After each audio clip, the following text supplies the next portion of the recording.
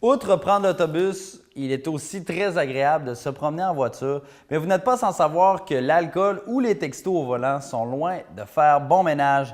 Donc, afin d'aider les jeunes dans leur apprentissage à une conduite sécuritaire et compte tenu que plusieurs jeunes du secondaire prennent leur permis de conduire, eh bien, la TAPJ, la Table d'action préventive jeunesse Côte-de-Beaupré-Île d'Orléans, a mis en place une opération dans le milieu.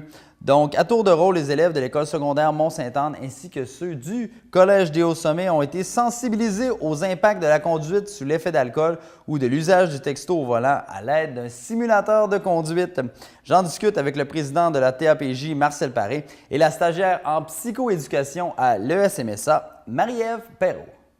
Au Mont-Sainte-Anne, c'est 2 journées d'animation qui se font en prévention routière. On le fait dans le cadre, la TAPJ a organisé le projet dans le cadre de la prévention, surtout prévention fin d'année scolaire pour les balles de finissant, etc. Ça amène les jeunes, en fait, on veut sensibiliser les jeunes à éviter l'usage du texto, mais surtout la conduite en état d'ébriété. Alors, qu'est-ce qu'on leur montre exactement à ces jeunes-là? Oui, bien en fait, c'est vraiment une activité qui vient les sensibiliser, là, puis qui les amène à utiliser un simulateur de conduite.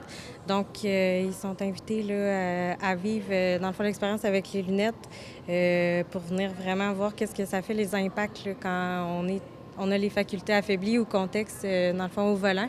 Donc là, ils peuvent vraiment venir vivre l'expérience de qu'est-ce que ça fait, faire les accidents et tout ça. Puis dans le fond, ça peut, c'est un bon moyen, là, je pense, pour permettre qu'ils puissent voir les impacts de ça par eux-mêmes sans vraiment mettre en danger là, leur sécurité. Là. Donc, c'est ça.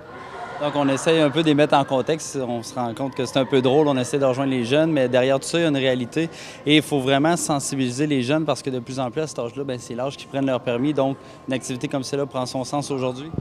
Oui, effectivement. Puis c'est des choses inoffensives. Des jeunes qui sont utilisent beaucoup le texto, par exemple. C'est très dangereux. Et encore récemment, il y a eu un décès d'une adolescente, justement, qui a eu à vivre, enfin, il a eu à mourir ça. Là. Elle est décédée parce qu'elle utilisait le texto. Donc, pour nous, c'est important de prévenir ce genre de situation. Les commentaires des jeunes, il y a eu plusieurs groupes aujourd'hui. Qu'est-ce qu'ils vous disent face à ça? Bien, en fait, je pense que ça a été super positif parce que, premièrement, bien, c'est le fun pour eux là, d'essayer la conduite automobile. Pour la plupart, ils sont à la veille d'avoir leur permis ou ils l'ont déjà. Donc, en tout cas, c'est un moyen, je pense, super stimulant pour les atteindre. Ils trouvent ça drôle à premier abord, mais d'après moi, ça l'amène à un questionnement par la suite, puis une réflexion qui peut peut-être montrer que oui, ça a vraiment des impacts graves. Puis ça, je pense que le but aujourd'hui, c'était vraiment de venir les sensibiliser. Puis je pense que ça fonctionne parce que ils voient là, vraiment les impacts de ça là, à la télé. Là. Dans le fond, ils vivent l'accident là, réellement. Là. Fait que c'est ça. Bon, merci à vous deux et en espérant que le message soit passé.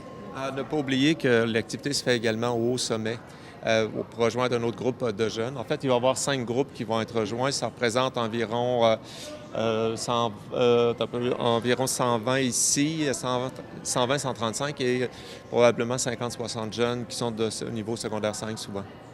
Excellent. Donc, les jeunes de la région seront sensibilisés. Merci beaucoup à vous deux. Merci. Merci.